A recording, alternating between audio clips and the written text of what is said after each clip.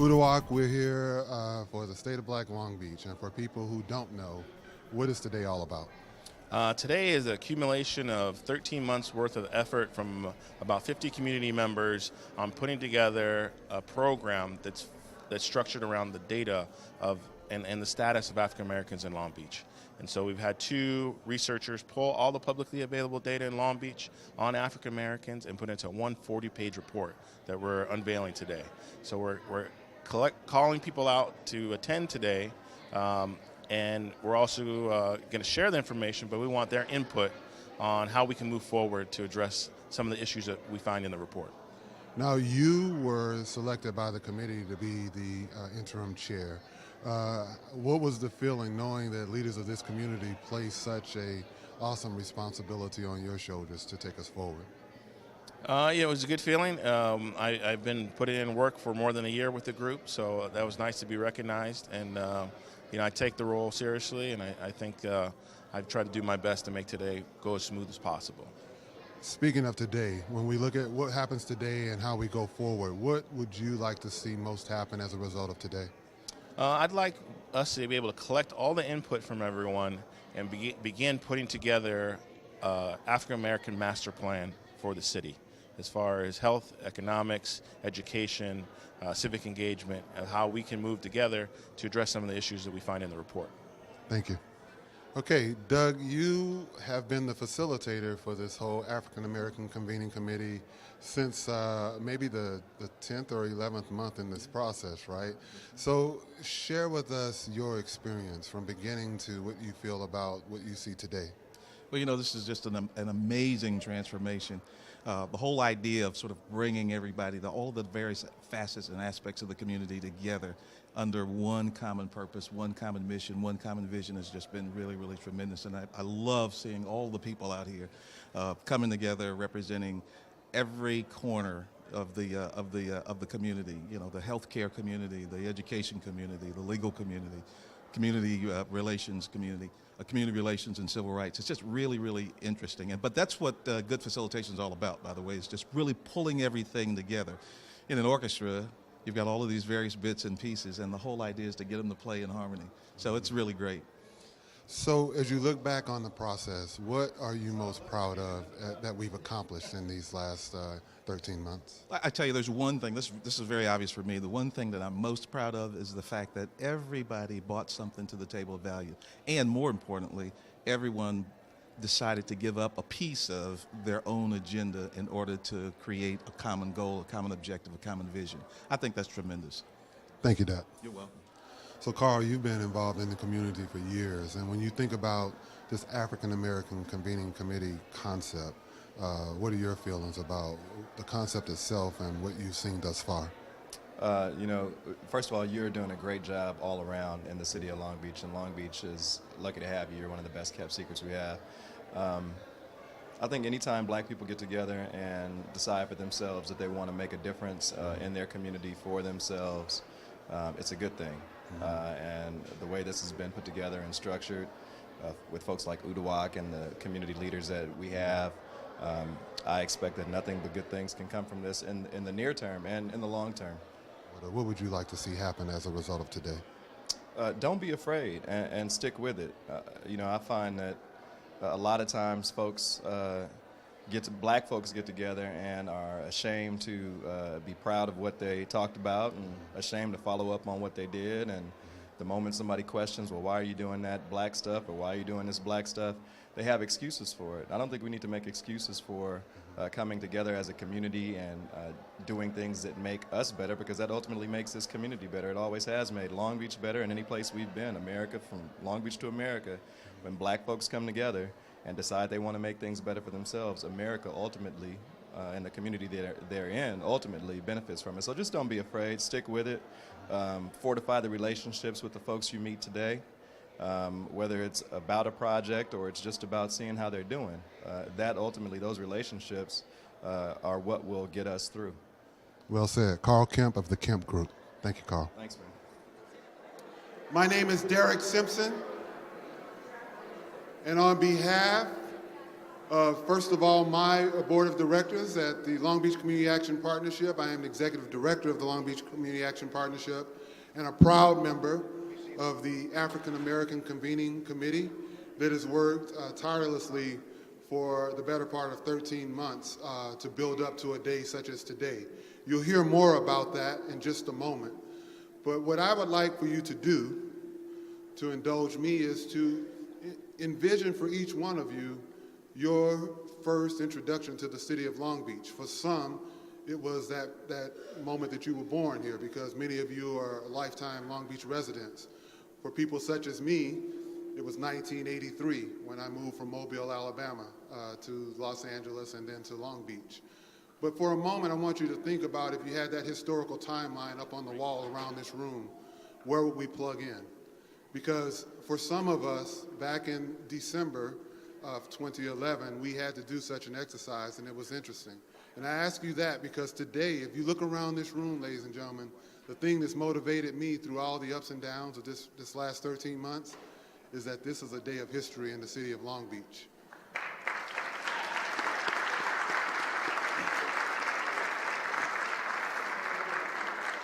We have a full agenda, so I'm going to get right to my welcome and begin by acknowledging some of the leaders that have come before me on a podium such as this. And I'm going to read the list of those who have confirmed for today, not knowing the latest as to who has arrived as of me standing up here. We have former Congresswoman Laura Richardson, who confirmed for today. I'm not sure if she's here yet. We have Senator Rod Wright, who's confirmed for today. I'm told that we have a field representative, Alexander Gerfinkel from Isidore Hall's office. Is Alexander here, please? Alexander, okay, thank you, Alexander. We have locally then our councilman in the 9th District, Councilman Stephen Neal. I think I saw him, yes? We have Harbor Commissioner Thomas Fields. I think he's here as well. He's over here. A member who's been involved in our process over the last 13 months. I'm not sure that I've seen him yet, and that's Long Beach Unified School District Board President Dr. Felton Williams. Is he here? Okay. From Signal Hill, we have Councilman Ed Wilson, if he could over here. We have comments. I know that Councilman D. Williams is not able to be here, and one of our members reached out to confirm whether he would be able to, I'm sorry, what did I say? D. Andrews, I'm sorry. D. Williams, I'm looking. He's not able to be here, but he sends his support 100% of what is happening today. He had a prior commitment and was unable to attend, so we want to recognize him for his support in this process. And you may or may not know, but you will hear later in the program, that much of what's occurring today is as a result of the support of the California Endowment. And our local representative is Jenny Chiang. She's here from the California Endowment. Last but not least, a person who, oh, I'm getting to him right now. I don't make two mistakes, I make one. Someone who I had the honor of meeting for the first time just Thursday night, who's here, but he's known around the world, I would imagine, and that's Dr. Karanga, the Chair of Africana Studies at Cal State Long Beach.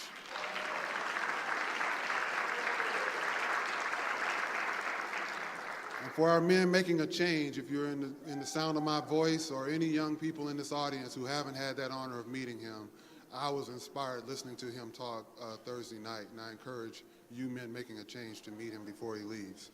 Last but not least, a gentleman who's really been instrumental in helping us put today together, and we are within his district, and that is our own Councilman Al Austin of the 8th District, and he's going to come up and do a welcome.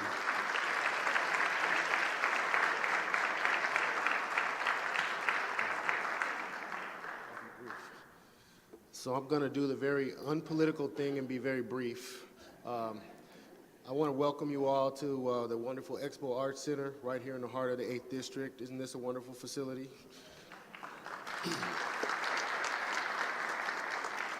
Really want to take this opportunity to commend the coordinating committee for their many volunteer hours and efforts to put this function together, but also the substantive conversations that they've had for several months to get us to this point, and to gather this very impressive group of power and knowledge in Long Beach. So let's give the coordinating committee a hand first.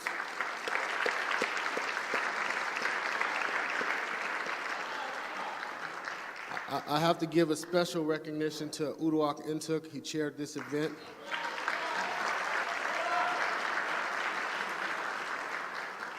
And to Long Beach Cap and Derek Simpson for facilitating this. I mean, believe it or not,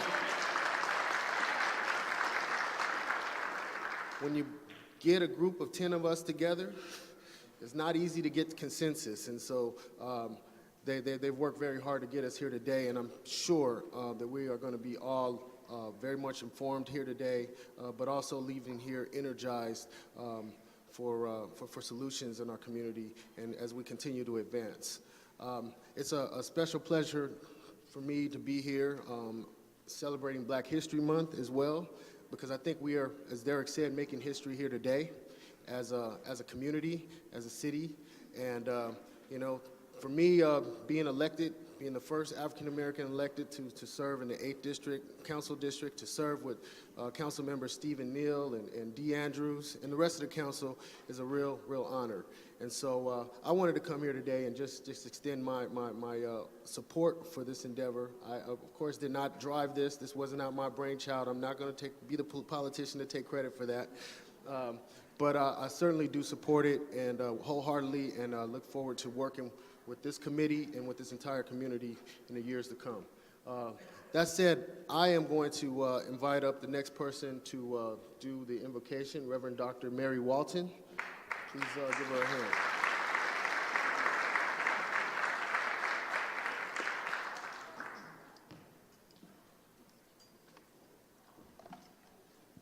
Good morning. My sisters and brothers, would you bow your heads in an attitude of prayer? God of our weary years, God of our silent tears, Thou who has brought us thus far on the way, Thou who has by Thy might led us into the light of a bright, sunny morning, filled with promise and hope.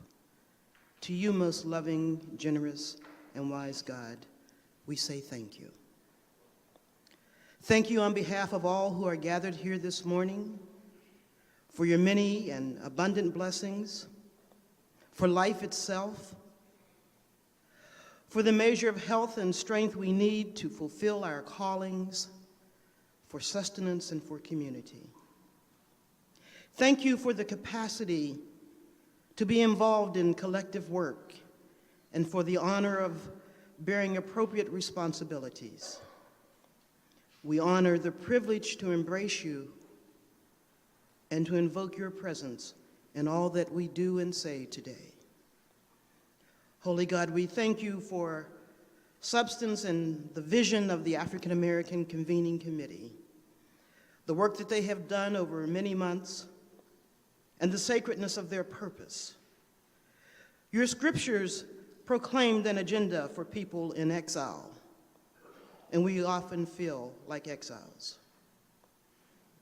It fit thousands of years ago, and it continues to guide those of us who call this beautiful city of Long Beach home. The prophet Nehemiah: build houses and settle down, cultivate gardens and eat what they produce, get married and have children, then help your sons find wives and your daughters find husbands, in order that they too may have children.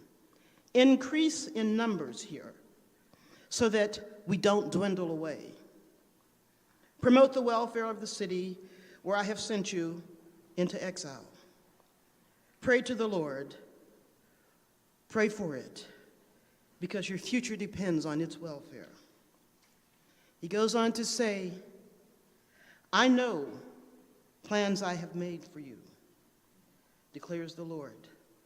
They are plans for peace and disaster, to give you a future filled with hope.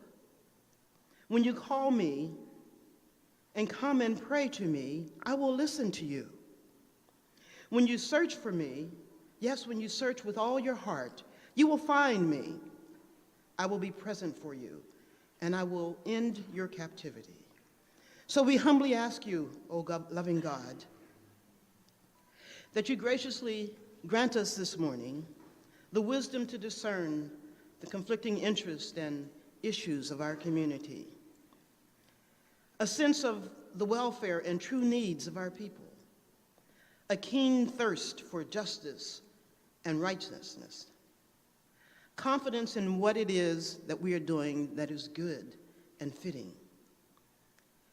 Give us the ability to work together in harmony, even when there is honest disagreement.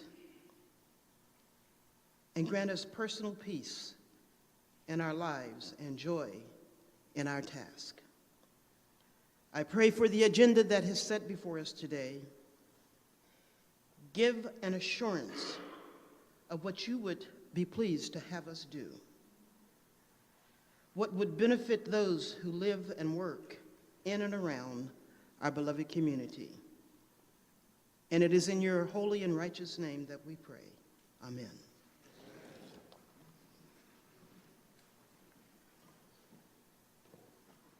I would like to thank and bless the NWACP,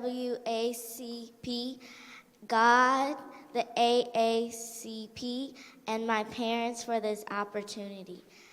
If you look in the back of your program, you'll see the lyrics to the song.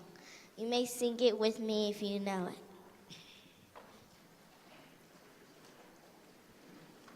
Please stand.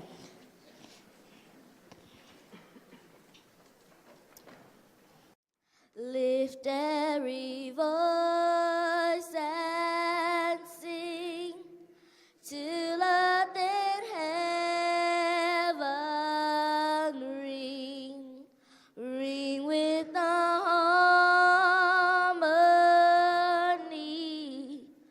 of liberty.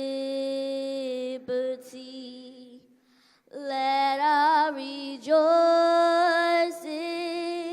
rise high as the listening skies. Let it resound loud as the rolling sea. Sing a song full of the faith that the dark past has taught us. Sing a song full of the hope that the present has brought us. Facing the rising sun of a new day begun. Let us march on till victory is won.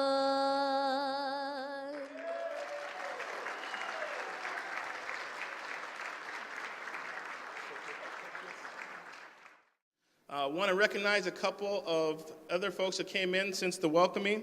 We have former Congresswoman Laura Richardson here. Give her a round of applause. There she is. Thank you. We also have former Vice Mayor Doris Topsy Elvord. Give her a round of applause.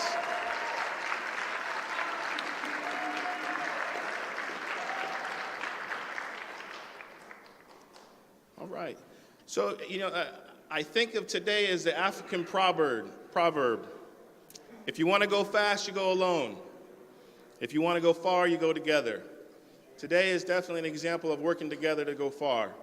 We're going to have a lot of information and a lot of discussions today, but it's about how do we move together forward. This is a very interesting convening. Someone asked, who's all here? We've invited every African American principal in Long Beach Unified. We've invited the Ministerial Alliance and every pastor we could get a hold of, faculty from both Long Beach City and Long Beach State, administrators, teachers. We have small business owners, community, neighborhood presidents are here. It's really the kind of who's who in all different areas of Black Long Beach. So I want to just give you guys a round of applause. Thank you for coming out today.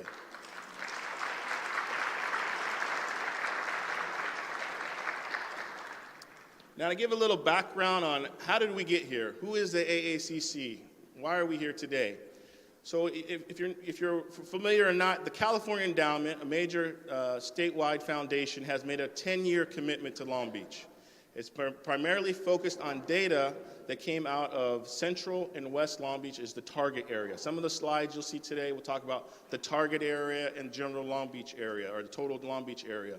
What the endowment did, they made a 10-year commitment to 14 cities across the state that had some of the worst health outcomes, academic outcomes, and employment opportunities. And so our city was designated as one of those 14 sites. And so this is year 3 of 10. And back on December 14th, 2011, several gentlemen from our community went up to meet with the CEO of the California Endowment, Dr. Ross, and they shared their concerns of the initial action plan, the voice of the African American community being involved, and said that something has to be changed. And so as a result of that, the endowment decided to fund and support the creation of what we've been calling the African American Convening Committee. And our task was to convene the African American community to get your input on how do we move forward in addressing some of the issues that we know exist. And so over the last 13 months, we've been meeting once a month as a body at the Long Beach Community Action Partnership, where Derek Simpson's office. They've been a great host for us.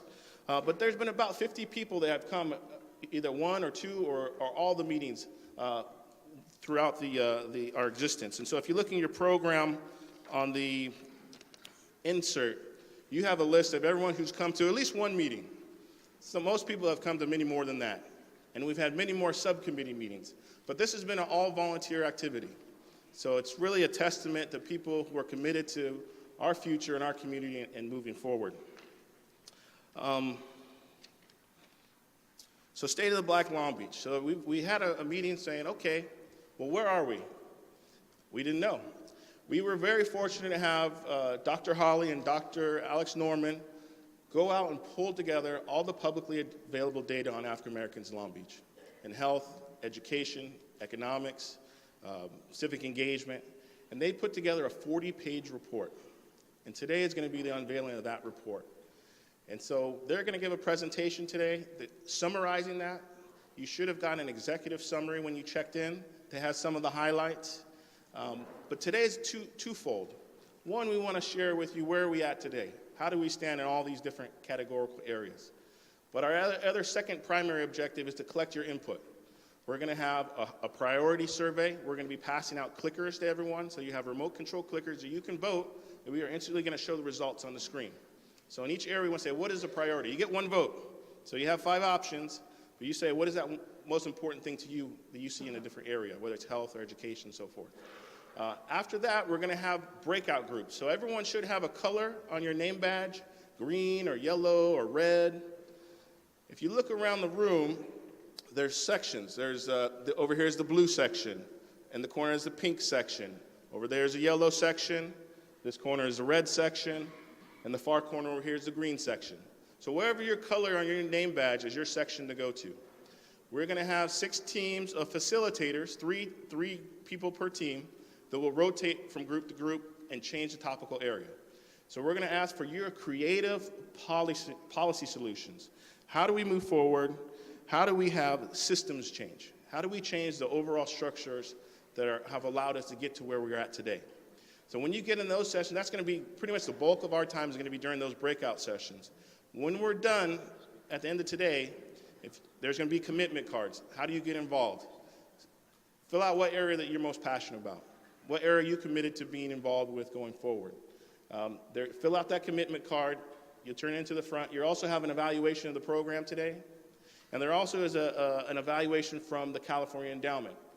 So we're asking, if you can bring those 3 things on your way out, you will get a printed copy of the 40-page report, right? And all the information we collect, we're going to put together into one cumulative report, and we're hoping we're setting the foundation for a community-wide action plan, right? An African-American master plan for the city of Long Beach, right? That's our goal, where we want to go from here.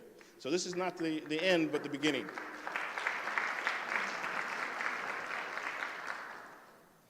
So also, we have a lot of people here today. So I want to make sure that we get some agreements, the ground rules. When the facilitator is talking in the group, please give them the respect to lead that group. Everyone will get index cards. If you have a question or a comment that didn't get included on the wall, write it down and we will include it. All right, we have to be organized and orderly to make sure we stay on our time budget and we make it through the whole program today. Also, I want to give a special thanks. You may notice our performers here. I want to give a special thanks to the Queens of the Nile. Give them a round of applause.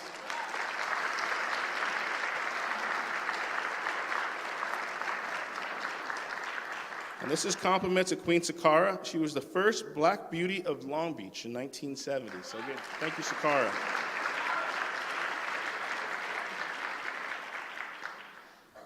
All right. So we're going to get the main show started. I'm going to ask Dr. Holly to come to the stage, and we're going to roll into what is the state of Black Long Beach.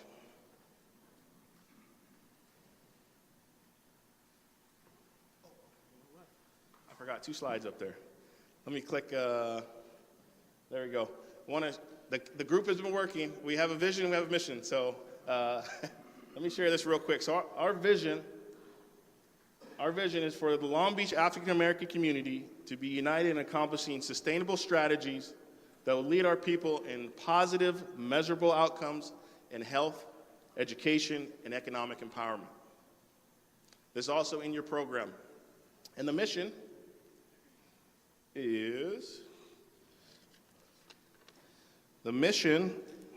to organize and mobilize the Long Beach African American community to promote culturally relevant and responsive policies and best practices that accelerate the direct investment and outcomes in our health, education, economic development, and culture. All right, this is what the group over the last year has come to as our committee's mission and vision. And hopefully this is something you can share with us as we move forward. All right, now I'm going to pass the baton to Dr. Holly.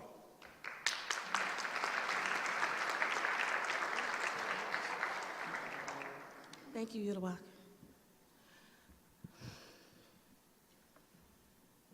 Good morning, everyone.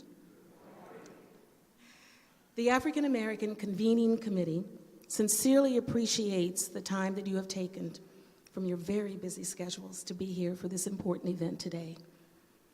My name is Dr. Lydia Hawley. I'm an educator and the former co-chair of the City of Long Beach Department of Health and Human Services Weed and Seed Program Steering Committee. I'm a charter member of the ACT group, and I have the distinct honor to share co-authorship for the report that will be presented today, The State of Black Long Beach. ACT, the African American Convening Committee, is a participant in the California Endowment Building Healthy Communities Initiative. Last year, the committee needed to come to terms with the fact that we had to produce a timely document outlining the quality of life trends in demographics, economics, employment, housing, health, public safety, civic engagement, and the overall progress of the African American community in the city of Long Beach. After pouring through volumes of data and related documents, a thoroughly researched, descriptive analysis and compelling report emerged. The State of Black Long Beach, a call to action for a Black agenda.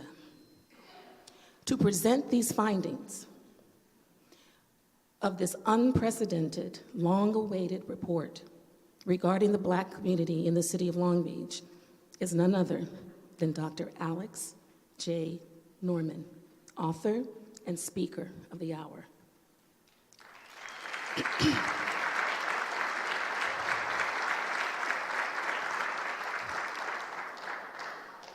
Dr. Norman is an emeritus professor of social welfare at UCLA School of Public Affairs, an international scholar, an organizational development and strategic planning consultant in community economic development and community-oriented policing. Locally, Dr. Norman is best known as co-founder of Rethinking Greater Long Beach, a community-based think tank. He is also a member of the African American Convening Committee. He serves as a board of director for the Long Beach Community Foundation, the Josephine S. Gumbiner Foundation, and Long Beach Community Action Partnership. When Dr. Norman isn't attending board meetings, convening meetings, engaged in scholarly pursuits, problem solving, he enjoys traveling to distant and exotic destinations around the globe as a means of enhancing his worldview.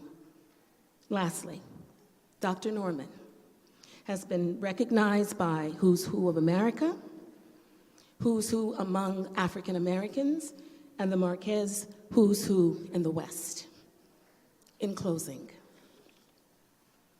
Archbishop Desmond Tutu says that when he reads the newspaper, he views the news as a menu of things to do, rather than things to avoid and lament.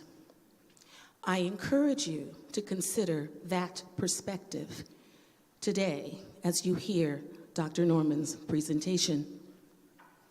If you give your undivided attention to Dr. Norman this morning, then I am confident you will agree that this is our collective moment in time to chart a new and exciting pathway to a more prosperous and sustaining future in Long Beach over the next decade and in the many, many years to come. I present to you Dr. Alex J. Norman.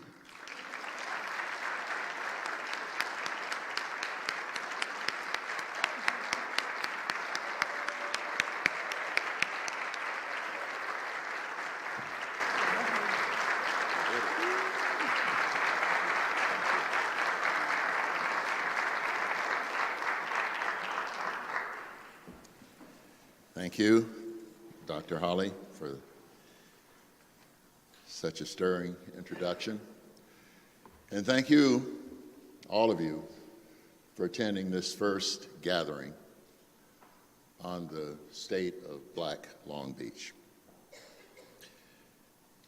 You know, when the African American Convening Committee commissioned us to do this report, to gather this research, we never really imagined that the document that we would create would have such a crucial impact on the quality of life for Black people in the city of Long Beach.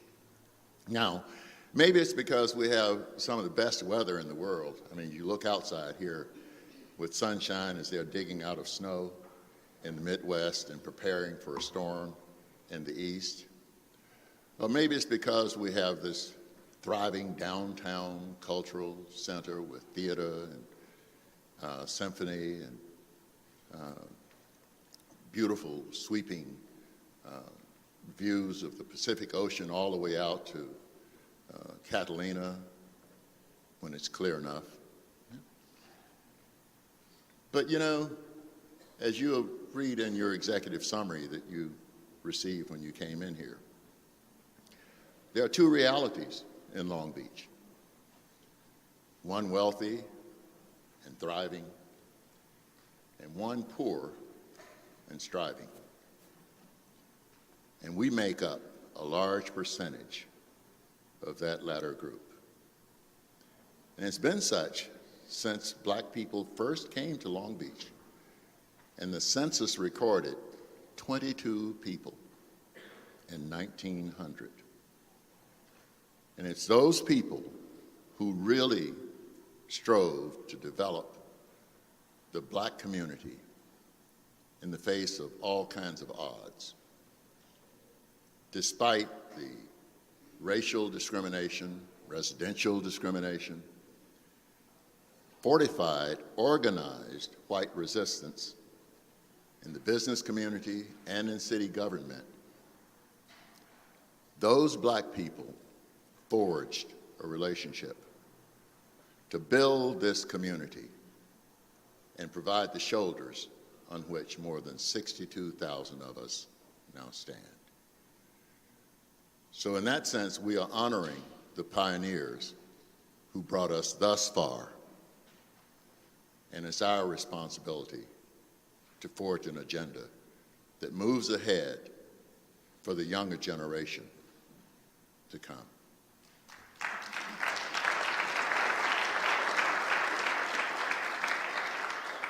Now we're going to try to get the technology together here, and we hope that it works. But the modern miracles of technology are always such that Robert's, rather the rule of if everything, Murphy's Law, if something can go wrong, it'll go wrong. And if the corollary to that is the worst thing will happen first, and then after that, it's all downhill. So let's try. Well, it didn't work, so.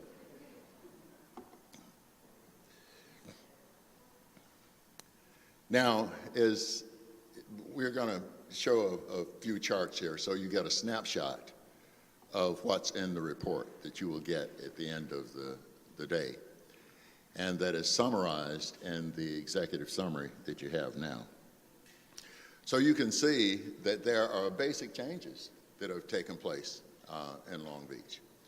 You know, the demographers during the mid-2000s expected that we would have a population of 500,000 people. And people were already saying, well, we're a city of 500,000 people. But a surprising thing happened on the way. Long Beach only had an increase of 735 people from 2000 to 2010. And that was a shock for a lot of demographers. Can we have the next one? Works, you think? As you can see, surprise, as you can see, what happens is that we really have a decrease. If you look at this slide, you can see that the numbers, actual numbers, and the percentage change shows that really black people suffered 10% loss in population. Whites, more than 11% loss in population. The only increase in population was among Latinos and among Asians. And so what is happening is that we're, in a sense, back at a point where we were in 1990. 1980, we represented about, 11% of the population. Then we moved up to 13, to a high of 14, and somewhere in the mid-2000, we thought we were at 15%. And now we're back at 13%. So we in the Asian community are really at a point of about sameness in terms of the percentage share of the Long Beach population. Now that's a reversal from what had been happening previous. Because as you could see, what we are now is we're about 13% of the population. So we're undergoing a Latinization of Long Beach.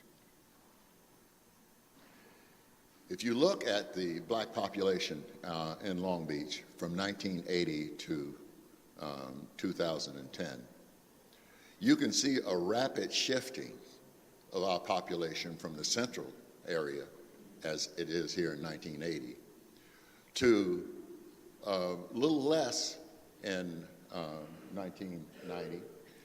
And then when you look at 2000, you can begin to see the shifting away from the central city in and up toward North Long Beach, so that by 2010, we basically have 3 communities in Long Beach. We have a declining black community in the west side.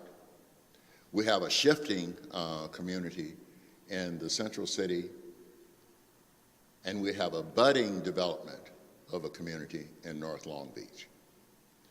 So the target area of the Building Healthy Communities initiative did not take into consideration these shifts, didn't know about these shifts. And so that was one of the reasons that so many of us were excluded from the initial developments of that steering committee. So where do we go from here? This is much more understandable when you look at the enrollment in the Long Beach Unified School District. Now, one of the things that happened, there's been a decline all over in the Long Beach Unified School District. And from a high, say in 2004, about 97,000 students. But here you can see that in 1999, 2000, you had a little over, 91,000 students. And in 2010, by 2010, there was something like 86,000. The latest data that we have, we're just crunching the data from 2012, there are about 83,000 students. So there's a declining student population. At the same time, there's a declining student population. There's an increase in Latinos. As a matter of fact, when you look throughout the city's planning districts, the 5 planning districts of the city, Latinos are the dominant ethnic group in every planning district except the east side. And even in the east side, Latinos represent 38% of the population. So that basically what we saw happening during the presidential election is already happening here in Long Beach. And as happened in the presidential election, the elections in Long Beach are going to take on a different hue altogether. Since I came to Long Beach, the mayoralty was decided by 2 districts, the 5th and the 3rd. You know, and if the trend nationally follows, then it means that the 9th, the 7th, 6th, all the other districts are going to have much more of a say-so as to how Long Beach is run. And black people in Long Beach represent the 2nd largest community in Southern California. Now, what that represents sociologically, economically, and politically is extremely important, both in terms of purchasing power and in terms of voting power. If you look at the percentage change and the gains in the Long Beach Unified School District, it becomes much more obvious. There is an other here that we don't know how to define because the U.S. Census doesn't lump, or rather does lump Samoans, Native Americans into an other category. But what is happening in Long Beach is that there are some fluctuations in that other category. And we need to really parse further into the statistics and find out just who are those people? You know, who are the people, the faces behind those statistics? Because that's an important group. I mean, that's a large percentage when you consider other. You know, that should be much more of a face there. As we look at the enrollment figures, Latinos at this point, about 52% of the enrollment in Long Beach Unified School District. They're probably about 55, 56% now. We'll have those figures out shortly. But what we also will have out is where do the students live as opposed to where the students go to school. Because that's really important in Long Beach, because 40% of the students in Long Beach are bused outside of their neighborhoods. So that when you get a report on the schools in Long Beach, you don't really get a report on the students, you get a report on the schools. And what we need to understand is, what about where the students live? Because we might very well be suffering a brain drain, that our better students may be going to the better schools, which doesn't leave us with any role models for our average students who can say, well, God, if Joe can do it, I can do it too. Because Joe is now going to Wilson, or in some poly-pace program that's taken out of his community. He doesn't interact with his community anymore. So the students, where they live, are equally as important. Now that's a tremendous policy shift for the school district to give us the information on where the students live, because it raises the issue of maybe our students ought to be going to school in their own neighborhoods rather than taking them out of our neighborhoods, enhancing schools outside of the neighborhood, and then denigrating the academic performance of the students in our own neighborhoods. When you look at the English language arts on the California Standards Test, since the test has been given in 2000, 2002, 2003, all of the test scores have improved for all students. But there's an important thing happening here. The code here is the red are African Americans. The dotted line are African Americans in the target area. The green are whites, the light blue are Asians, and the yellow is the norm for Long Beach. So as you can see from this chart, we start out higher, and like all students in Long Beach Unified School District, we descend. So that by the time we're in the 11th grade, can you imagine? 79% of the students can't pass the California Standards Test. Can you believe that when I made a presentation on the east side, one of the white parents said, oh no, that has to be wrong. He said, because our students are doing much better than that. Because they didn't have the data. And it's important that we have the information so that we can begin to make policy decisions about those issues that affect our children. Notice also that from the time of the second grade, there is an academic performance percentage gap between blacks and whites that doesn't go away. So that even as the blacks and the whites rise and the blacks and the whites fall, the same percentage gap is there. So that by 11th grade, you've got almost a 30%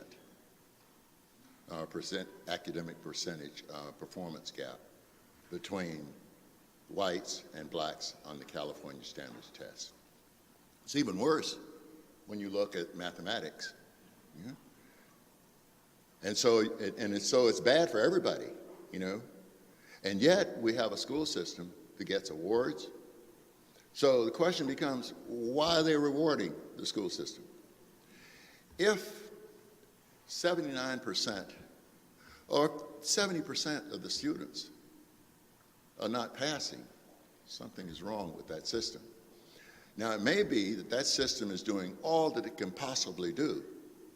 So maybe we need to reframe the problem into one of a community problem, not an educational problem. So the question becomes, what can we do as a black community to help improve the academic performance of our children in school? And that becomes a rather key issue.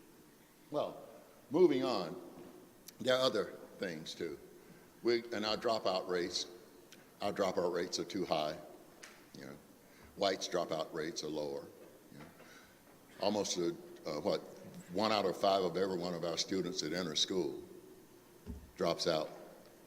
So those that are there in school, we have a critical mass in school, but by the time we're at the 11th or 12th grade, 23% of those have dropped out.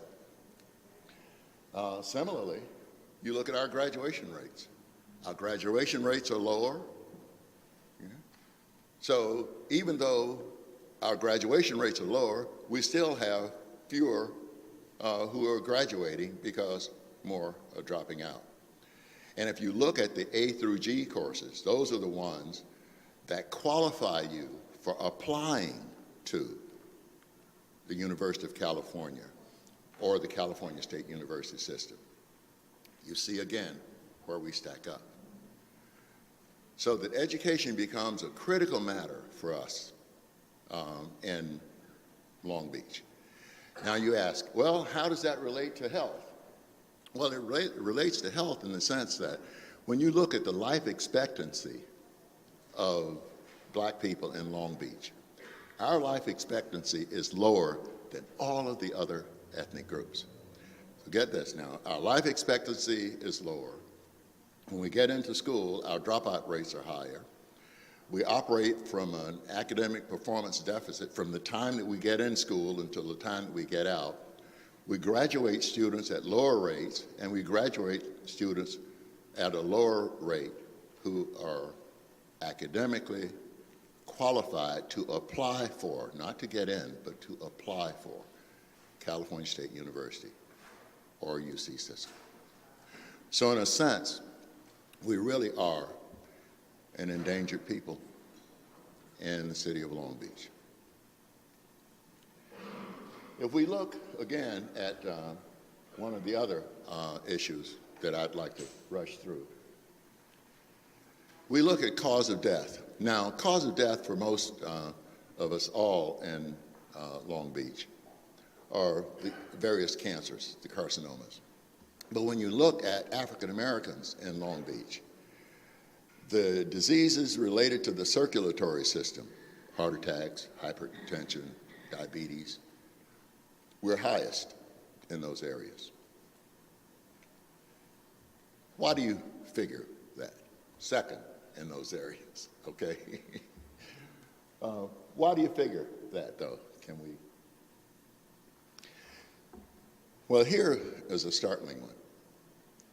When you look at the cause of death among 15 to 24-year-olds, homicide is the leading cause of death among young black men and women in the target area. So maybe we need to reframe homicide as not being a law enforcement issue, but maybe it's a public health issue. And maybe we need to address violence as a public health matter, which means then that we get at the causes of the violence rather than simply responding to the violence. But all of these are questions that hopefully we'll be able to begin to consider here. One of the things that we did, and these are the last data that I'll dump on you, but we did a correlation of the 5th, 7th, and 9th graders in Long Beach Unified School District. And we went through something like about 90,000 records. And out of those, we found 6,000 that we could trace students from the 5th through the 9th grade, because that's where they received the tests. The 5th, 7th, and 9th grade, they received tests on weightness. And using the Center for Diseases Control scale, The Center for Disease Control says that in a healthy population, about 5% of the population ought to be obese. Well, in this one, you can see where we are. The red represents obese. The yellow represents overweightness. And one of the interesting things about the city of Long Beach is that it doesn't matter what ethnic group you're in. You exceed the levels set by the Centers for Disease Control and Prevention for what would happen in a normal population. At the same time, and interesting, and really a positive note is, look at the decrease in the obesity rates from the 5th grade to the 9th grade. So something is happening in the schools that we need to start very early, because one of the things that happens in correlating some of the scores is that as you look at the English language arts test scores, you see that the more obese you are, the lower the score on the California Standard test. So, and the more you are in the normal weight category, the higher is the likelihood of a passing score. Now, this is not to say that there are not obese students who perform excellently. This is to say that as a group, not enough are performing at a high level in order to bring the average of that group upwards. So that when we look at the English language proficiency or advanced proficient scores, we see the same statistics. Now, given that I've painted a kind of a bleak picture, there are some positive things happening. And interestingly, in civic engagement, despite the fact that all of these obstacles have been thrown up against black people, we have representatives in city government, we have representatives on the major commissions, we have important positions occupied by African Americans in city government, and appointed positions in civil service positions. So civic engagement ranks high. So here's the situation. Out of all of the obstacles, the white resistance, the Ku Klux Klan being able to march down the streets of Long Beach with impunity and recruit, and the city supports these kind of things in the early development. The fact that our ancestors could forge the kind of relationship that creates the fabric of the black community on which we now have means that something is still happening. And it's happening because of the persistence, the determination, and the willingness of black people to forge relationships based on mutual aid and self-help, because city government has not been in support of improving the quality of black life in Long Beach, according to the data.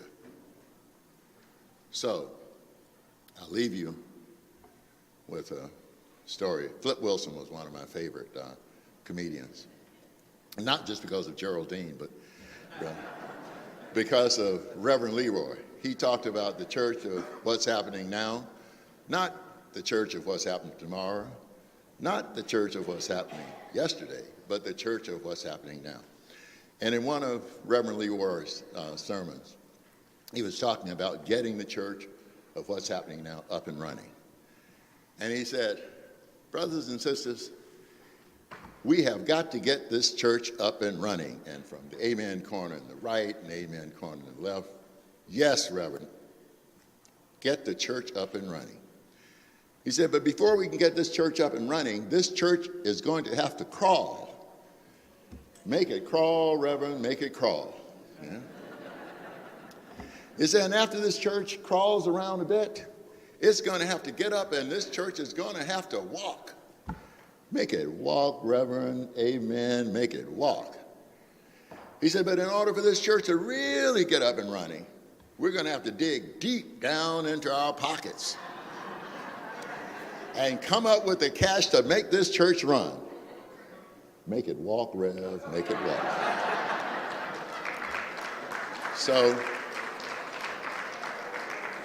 So in order to move this agenda forward, we're going to have to dig deeply into our mental, intellectual, emotional, personal resources to move this agenda forward. So let's dig deeply today and going forward. Thank you for your attention.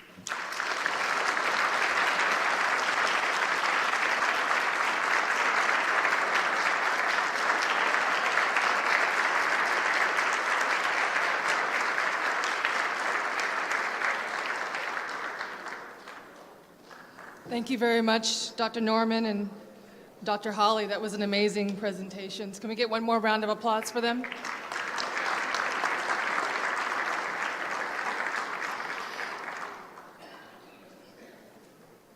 At this time, the gentlemen are passing out clickers. We'll be doing a priority survey response activity at this time. As we shared with you, the idea of today is to gather some feedback, garner some discussion, and get some brainstorming going.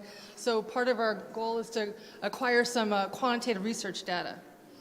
This will provide us an opportunity for each of you to give your feedback, and as well as to get to know each one of you. After listening to the very detailed and thorough presentation from Dr. Norman and Dr. Holly, we want to gather your thoughts on the priorities of our community. We will be utilizing these clickers, these voting remotes, that each of you have with the options of A, B, C, D, and E, and you'll see that on the clicker. The question will be projected on the screen, and you'll be asked to provide your response. Your response is confidential and will not be linked back to you.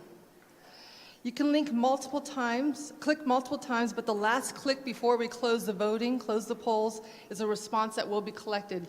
And again, this data will be collected in the report before the end of the day. Following each question, we'll automatically review the group's response on the projected screen. This data will then be gathered and submitted back to for the project. So what we're going to do is we're going to pose the question on the screen. You will have 15 seconds to respond to the answer. And again, remember, this is going to be very important data as part of this activity today. We'll then close the voting and review the responses. And in order to move through this process, we'll hold all of our discussion to the next section, the next portion of our activity. Because we have a shortage of clickers. Does everybody have a handout as well?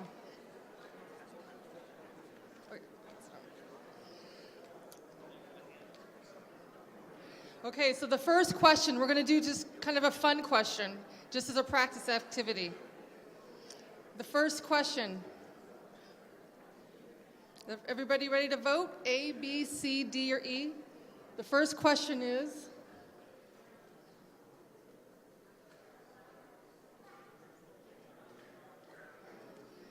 which member of the Obama family is your favorite?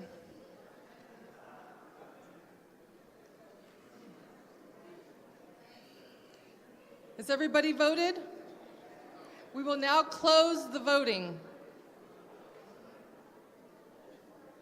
We have 74 votes. 77 votes. 78. 79. We're missing 21 people.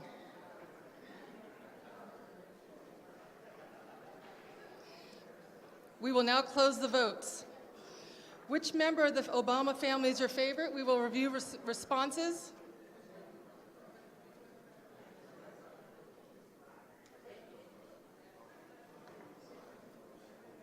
It looks like A, 35% for Michelle, 55% for Barack, 2% for Sasha, 2% for Malia, and 5% for Bo. Okay. So does everybody have the activity? We'll now move into the questions. Our next question is,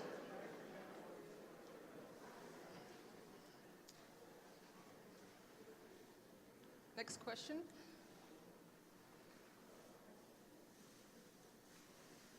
Which part of the city do you reside in? A is east, B is north, C is West Central, D is Southwest Central, E is Southeastern, and you can have a map to kind of give you an idea. We will now open the voting. If you do not live in Long Beach, you will not be voting. We will now review the results. So the majority of our population, B, 27, I believe that's in North, followed by C, 11%, I believe that's Southeast, East. Central is 9% of the group. Our next question. As it relates to your participation in today's activity, what sector of the community do you represent? A, private company employee business owner, B, public government employee, C, religious leader, D, community member, E, nonprofit employee volunteer. The next question is, what generation do you most identify with? A, veterans traditionalists, those born before 1956. B is baby boomers, those born between 1946 and 1964. Generation X, those born between 1965 and 1981. Generation Y, the millennials, those born between 1982 and 2000, or E, other. Please vote. Please review the results. 46% of our group are baby boomers, those born between 1946 and 1964. 29%, 22, are Generation X, those born between 1965 and 1981, followed by 11%, the Generation Y, the millennials, and followed by the veteran traditionalists, those born between 1956, which is 9%. Our next question. What gender do you identify with? A, male, B, female, C, other. Please vote. We'll be displaying the information. Majority of our group, 56% are female, followed by 43% male and 1% other. So now we'll be moving towards a discussion regarding our feedback and our perceptions from the data that was shared. What should be the top area of focus for the Long Beach African American community? A, health, B, education, C, economic empowerment, C, community development, or E, civic engagement. Voting will now open. Please show the results. 48% prioritized education, followed by 24% for economic empowerment, followed by a tie between community development and health, 11%, and civic engagement at 6%. Our next question. What is the most important health priority for the Long Beach African American community? So specific to health. A, asthma, B, diabetes, C, high blood pressure, D, infant mortality, E, nutrition and fitness. Please vote. If you could display the results, please.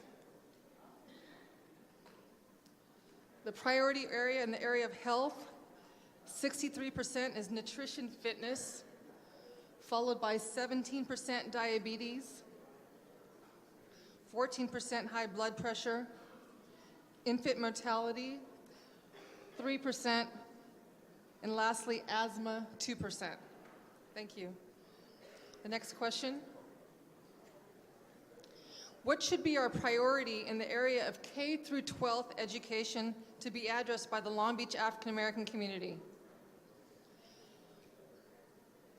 A, low English and math test scores. B, high school dropout rates. C, culturally relevant curriculum. D, suspension and expulsion rates.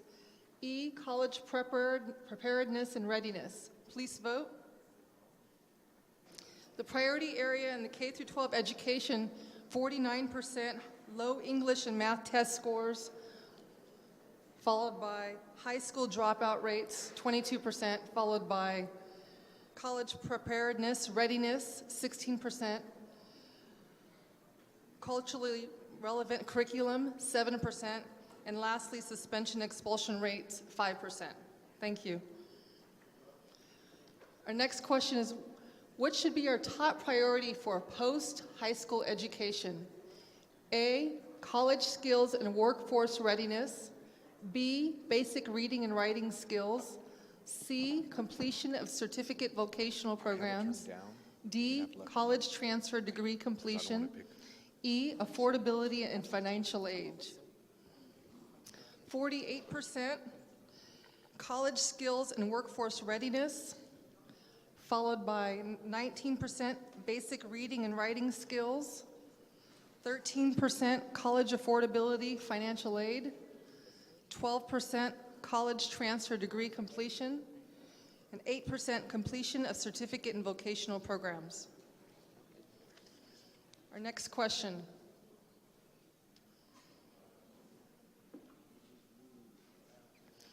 What is the most important economic empowerment priority to be addressed by the Long Beach African American community? A, underemployment, unemployment. B, lack of job training. C, low home ownership. D, limited entrepreneurship or business opportunities. And E, generational poverty. Please vote. 51% underemployment, unemployment. 22% generational poverty. 14% limited entrepreneurship or business opportunities.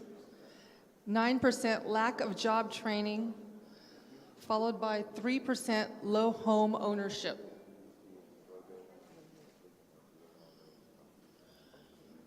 Our next question,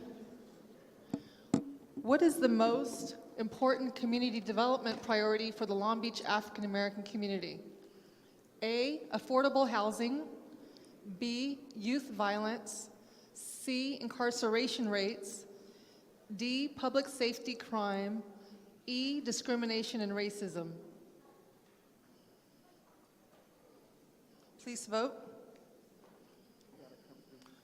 43% youth violence, 23% public safety and crime, 16% affordable housing, 10% discrimination and racism, 8% incarceration rates. Our last question. What is the most important civic engagement priority for the Long Beach African American community? A, leadership, advocacy, and training. B, voter registration, voter mobilization. C, low participation in public meetings or public comment. D, political action committee. E, community service and volunteerism. Please vote. Okay, please display the results. In the area of civic engagements, our priority according to this data is 36% leadership advocacy training, 21% community service, 21% low participation in community comment, public speeches at public meetings, 19% community service and volunteerism, followed by voter registration and mobilization, 16%. Thank you, everybody, for your participation. If you could take your clicker and turn it on off, and our gentleman will be collecting this at the end of the activity. Thank you very much. My name is Ahmed Safir.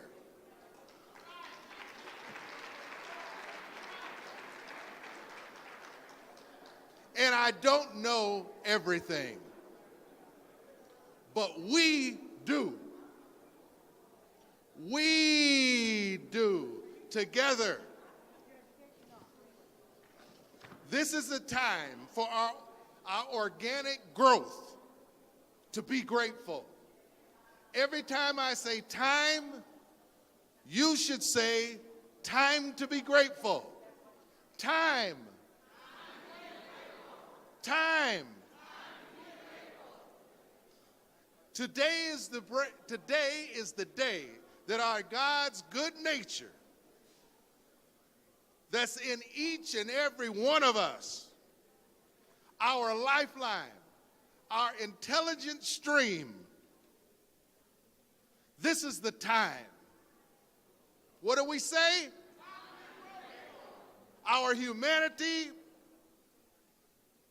our common soul are what count today. Carter G. Woodson said, I'm ready to act if I can find brave people to help. Now listen to this. Woodson said, this assumption of the Negro leadership in the ghetto then must be not to be confined to matters of religion, education, and social uplifting.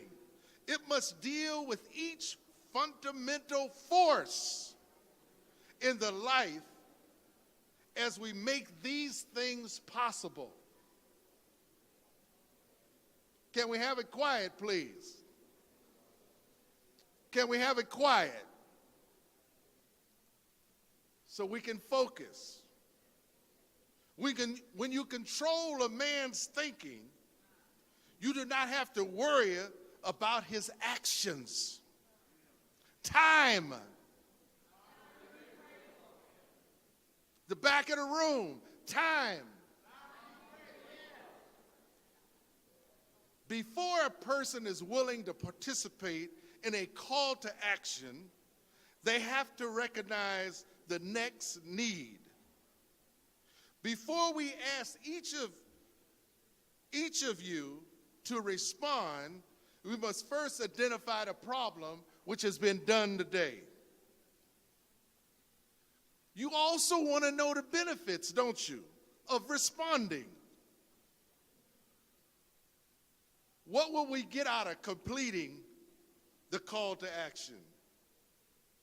Is it full schools, jails empty, homes with a daddy, high rises with employed, startup businesses that are flourishing, career paths that lead to economic empowerment? Look, brothers and sisters, we have gotten this far because the organic growth that we have had since we've came to this rock. But now we must learn to move at digital speed, as you have seen today. How to get focused on a targeted goal that we want to meet. You know, there's a scene from Roots when they're in the bottom of the ship. And the brother says to the other brother, he said, look, we don't all speak the same language, but let's figure out a way to communicate with each other. Now that was then under those conditions. Now today we have a rooted village. Surely unchained we can come together. Can we get a time?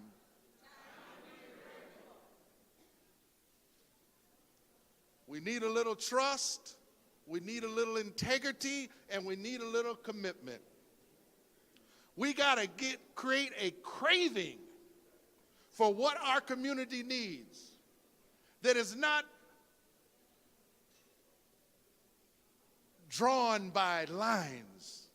A brother asked me once, he said, well, can I belong? I live in Cerritos. I said, brother, it has nothing to do with where you live. Where is your mind? This is what we need you to contribute.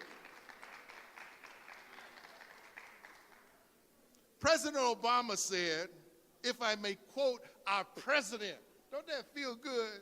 If we may quote our president, the world as it is and the world as it should be, he said, that all too often we accept the distance between the two and we settle for the world as even when it doesn't reflect our values and aspirations. He also reminds us that we know what the world should be and what it should look like.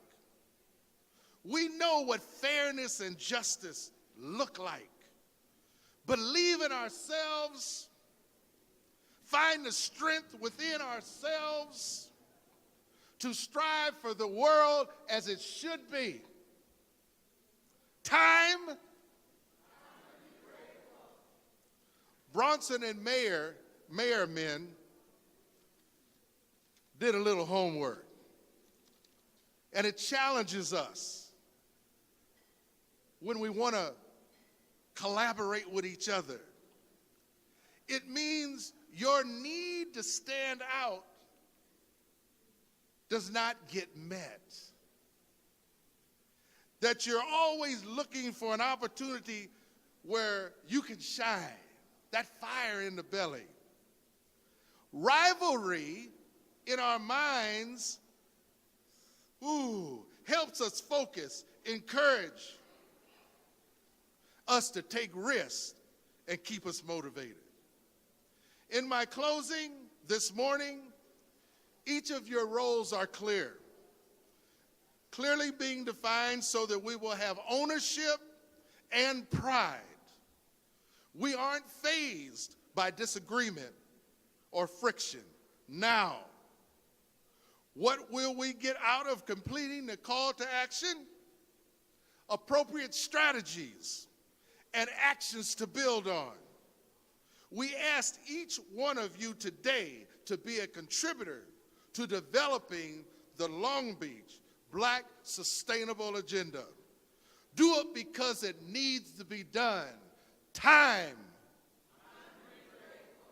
input, involvement equals success. Time.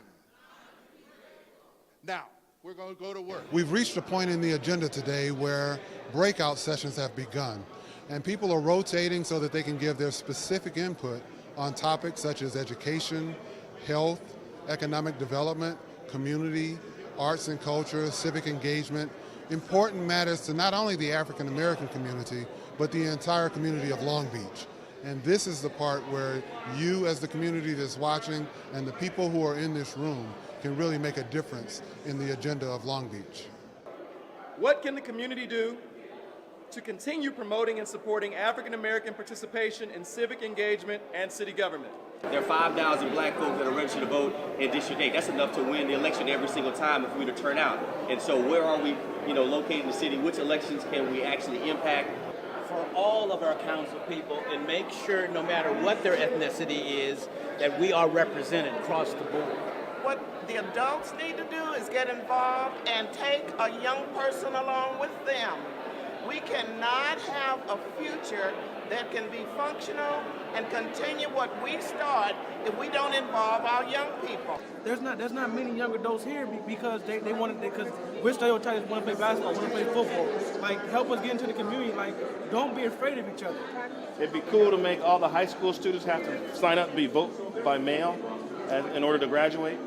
Going out to the high schools here, like Jordan Hinault, talking to some of these people and encouraging them, inspiring them to actually have an interest in seeing what's going on in maybe the political venue or the community venue, and maybe finding out about what they want to organize their car washes to, just getting together and explaining the system to them, but getting them involved.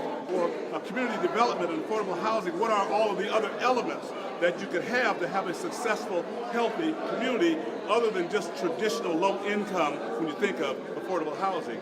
You want to think of an affordable community that actually builds and develops and people work together. A lot of people need money management development, because in order to buy a home, you got to be able to know how to manage money and be out of debt to do so. So money, educational development and money management. Where we don't have everybody having to have a single family residence, but people coming together and living together and combining resources.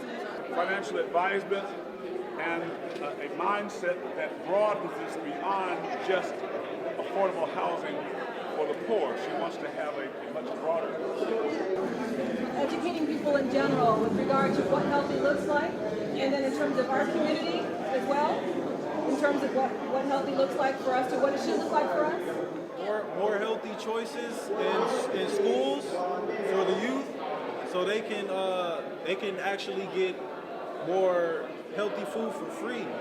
You know, instead of having the foods that's greased up and different stuff like that, because what we eat affects the way we think, and what we think affects what we do. Different benefits of the foods so they can avoid certain illnesses and cure themselves, and then also some recipes to actually cook with those foods, but on a communal level, so that the children will pick up the habits from having it for dinner. You have to take responsibility for your own health and longevity. And I think a lot of times as a community, we forget that piece. Youth is always, how they were always watching TV or media, and they're all involved in that. And that has a big effect on how they think on healthy foods and fast foods. Whether you're rich, poor, middle, that perception that only a certain group can be healthy needs to be changed.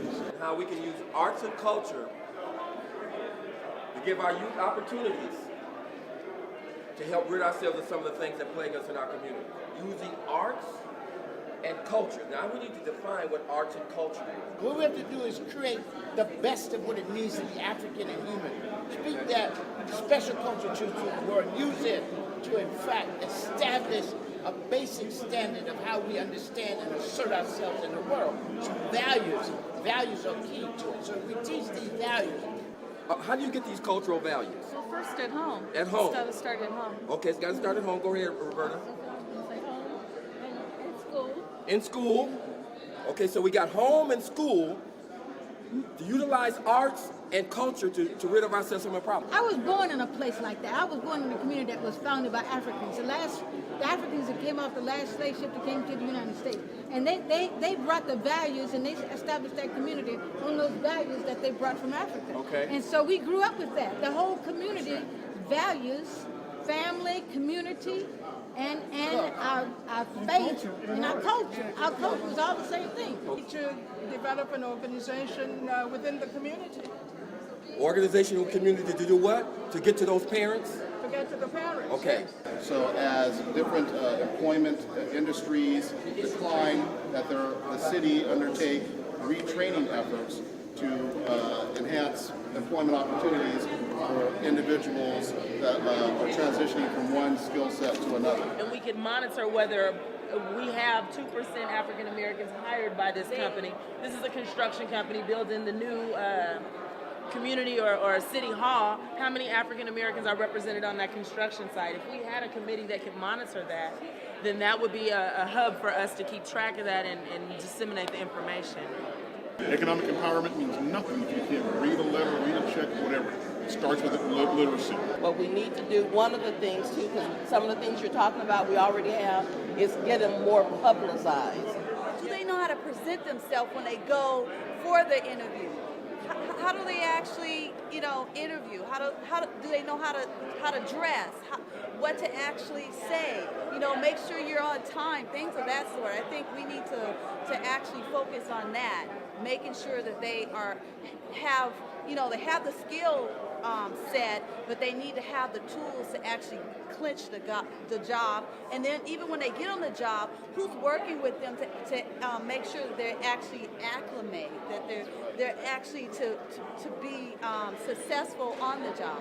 We need to develop today some of your thoughts, your creative thoughts, on how we can address the achievement gap. If you give them one-on-one, you can do that through volunteers and community involvement. But hook them up with small business owners in the neighborhood that have internship programs to show them and mentor them on how it's done. Parents need to make more decisions. The kids make too many decisions and they're not relevant to what they need. Secondly, we need to give our kids relevant experiences. It doesn't have to cost a lot of money. We don't enforce our kids to go to college. It's not mandated. Like I tell my daughter, you're going to college. There's no questions about it. Just know you're going, pick one.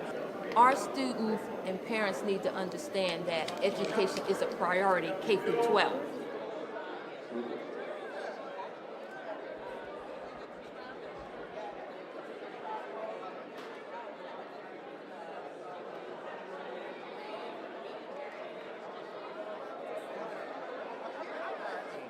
I'm going to close it out briefly. Please join me in thanking the following people. Men Making a Change. They were the volunteer men today. Give them a round of applause. Special thanks to Long Beach Community Action Partnership. The breakfast we had this morning came from the garden they grew over on Spring and Long Beach Boulevard.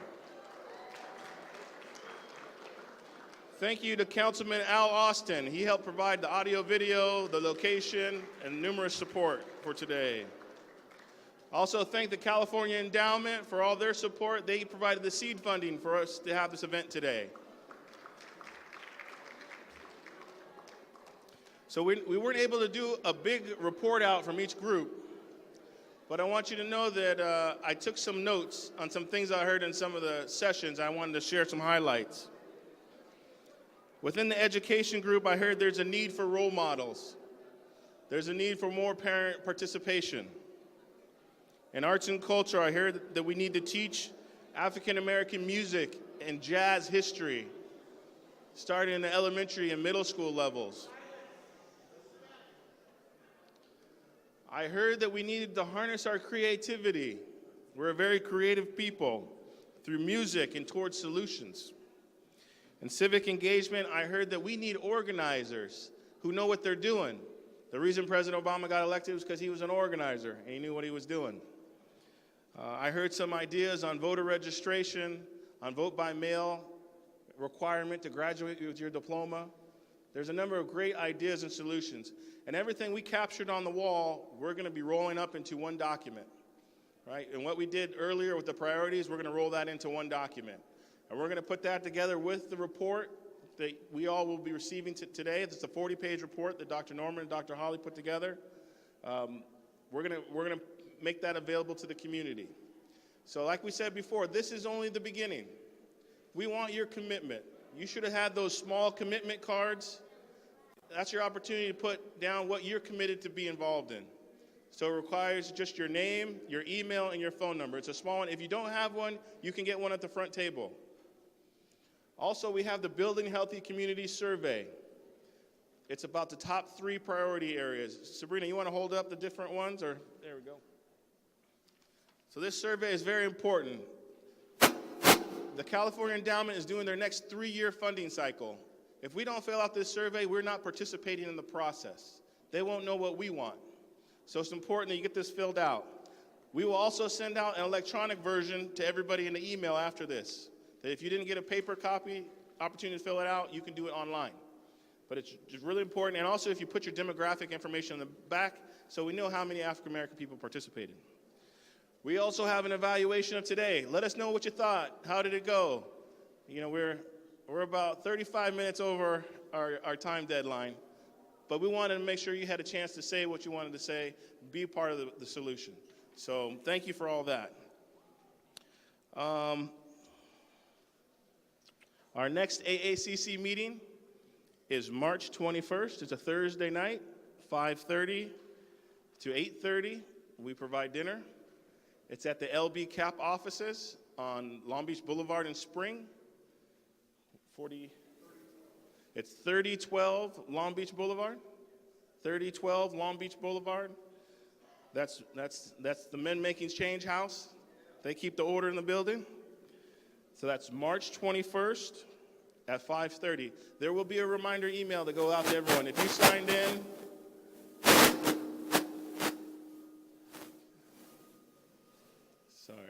if you signed in, you will get a follow-up email with that reminder. We appreciate and encourage you all to attend. So I think we're going to have a closing benediction with Reverend Wood. But I think what we learned today and what we know already is it's going to happen through collaboration, through partnerships, through resource sharing, and through planning together that we're going to make this happen. You know, we got to stay connected, and it's about systems change. And it's about policy solutions, and it's about collective action that we can take in our own community right here in Long Beach. So I want to just close with a Frederick Douglass quote, right? Without struggle, there can be no change, right? So we are going to continue to struggle, but we're going to get the change we want. and it's going to happen from what we do together.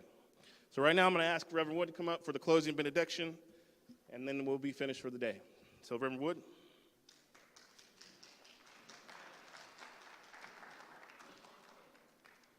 Thank you very much. As I think back today before we close, there's a person who has gone on home,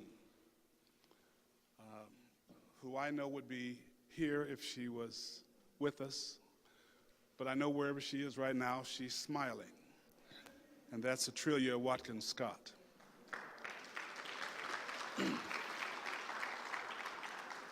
The thing that she wanted from us, she wanted us to be unified. She wanted us to work hard together, and she wanted us to love each other. With those three elements, there's nothing that we can't accomplish. We have three women here that in our community, there's four that we know of that I mention them because we're all close to the same age. I won't tell, but when we have Councilwoman Topsy Elvert, our former vice mayor, and we have Evelyn Knight, and we have Peggy Priestley, who have all walked with Dr. King and have suffered. They're here. So this is our chance to make their efforts of value and make it worthwhile. So let's ask God to be with us. So please bow your heads with me. Heavenly Father, we ask in the name of Jesus. First, we thank you for this day, this wonderful, fantastic day. We thank you for the energy, the efforts that all the people have put into this moment. We thank you that the coming together of all of our people, putting aside any differences, uniting in love and uniting in a desire to make our community better. Father, we thank you for helping us begin the genesis of a generational plan for our Long Beach residents. And as we leave today, be with each and every person here. Protect us, guide us, direct us, and keep us encouraged. We ask this through your Son, Jesus Christ. Amen.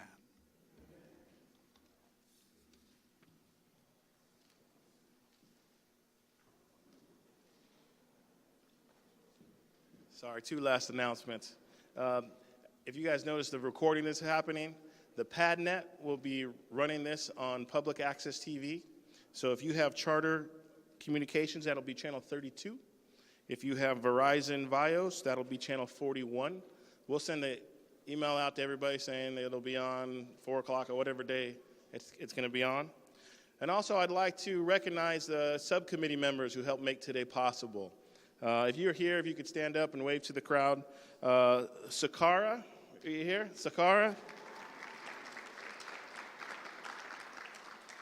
We have Ernest Priestley. Mr. Priestley. Ahmed Safir. Ahmed, here, there he goes. We have Jerlene Tatum. Jerlene, is she still here? Two folks were Derek Simpson was also very involved in all the subcommittee meetings. And Derek has done a wonderful job of hosting us every month at the Community Action Partnership, helping get the video equipment today, making sure the men of change were here. He's very instrumental in all the resources we were able to partake in today. So thank you, Derek. Two folks who are not here, Gemma George and Myra Wallace, were very, very instrumental today, and they could not be here. So with that, we'll close the convening. Thank you again for coming, and have a wonderful day. So, Jenny, as you reflect on what you just took part in today, what are your thoughts? I was incredibly inspired and humbled by the people in the room today, by the history and the passion that they represent, and by the vision that they hold and are really committed to carrying forth. And I think for us to impact anything, it takes people who are committed and passionate and willing to work together. So I was so inspired and just excited to be here today. Thank you. Now, when we think about what you were just witnessing and taking part in today, share with us what your thoughts are about the significance. It was a beautiful and successful experience, organized around strong efforts to overcome the disadvantages of our community and empower our people to become self-conscious agents of their own life and liberation.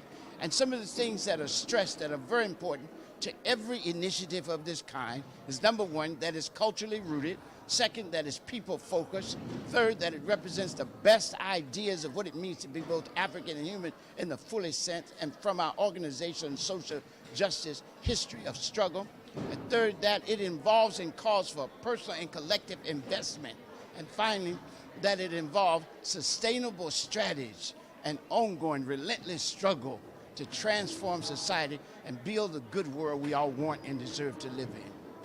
Now, a question unrelated today directly, but indirectly, it's very important to this entire community in many ways, and that's the struggle that you're currently facing at Cal State University Long Beach. Can you share a little bit about that? Right. We've been told that we need to transform our department into a program. That's a downsizing. That's a degrading status. There's no justification for that intellectually. This on a technicality about how many professors you can have at one time.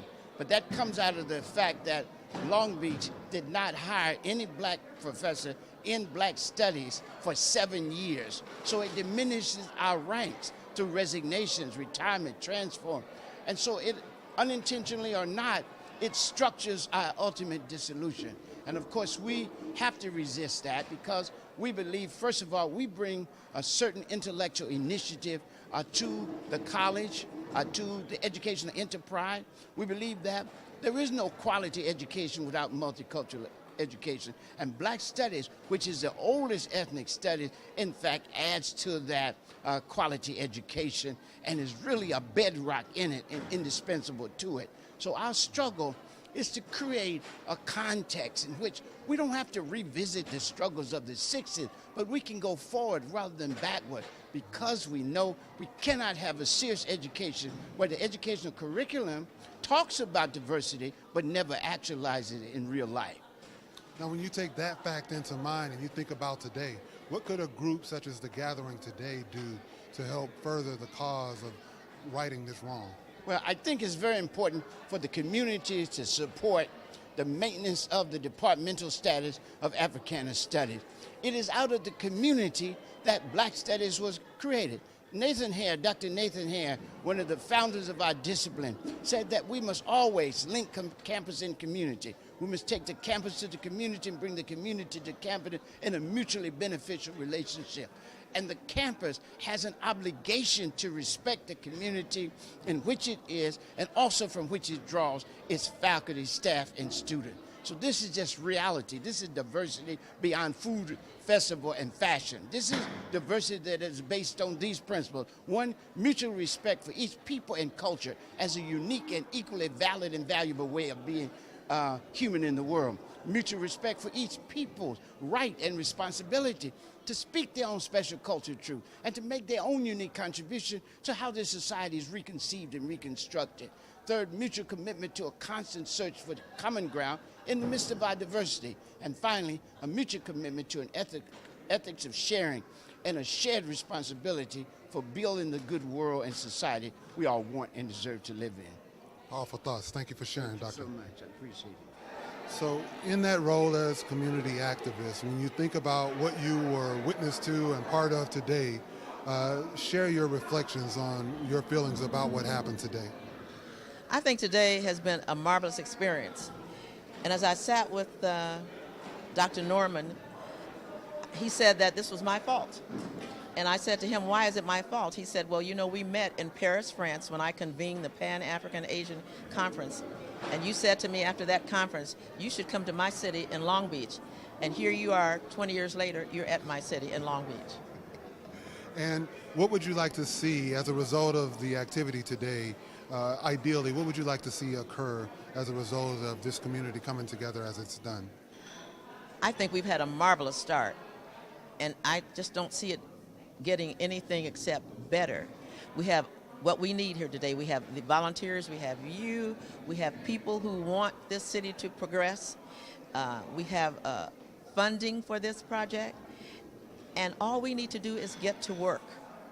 You have started it, your group has started it, and I am excited about it, and I hope I live long enough to see the end of it, but not the end of it, just see it get better.